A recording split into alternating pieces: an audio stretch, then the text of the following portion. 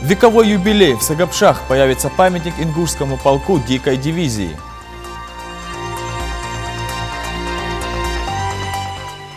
Начало Великого Поста. Епископ Махачкалинский и Грозинский Варлам провел праздничное богослужение.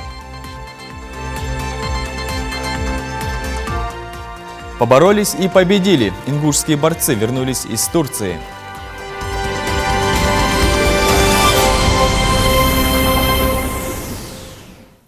Здравствуйте, это новости 24, в студии Ахмед Хашигульгов. В центре села Сагапши будет построен памятник участникам ингушского полка Кавказской туземной конной дивизии. Этот вопрос обсуждался на заседании местного политического совета партии «Единая Россия» Малгобекского района. Эскиз будущего памятника еще не представлен, но организаторы уже объявили конкурс. Принять участие могут все желающие. Подробности у Фатимы Кариевой.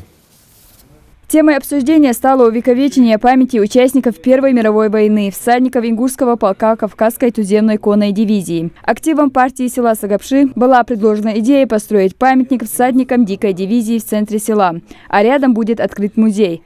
На мемориальной плите будут выбиты фамилии всех всадников легендарного полка. Жители села Сагапши собрали информацию по участникам вот этих событий, боевых действий этой конной дивизии и выходцев со своего села.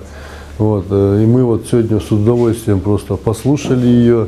В Сагапшах проживает свыше 15 тысяч человек. Это один из самых больших населенных пунктов республики. Курейший Влоев, депутат сельского совета, он со школьной скамьи интересуется историей России. Еще в конце прошлого года он нашел документы 7 всадников дикой дивизии, жителей этого села. Те фамилии, которые мы озвучиваем, они документально подтверждены. Есть несколько фамилий, из них несколько человек, которые георгиевские кресты 4-й степени имеют, документально подтвержденные, с нумерацией, со всеми. Есть несколько человек, которые георгиевские медали 4-й степени имеют.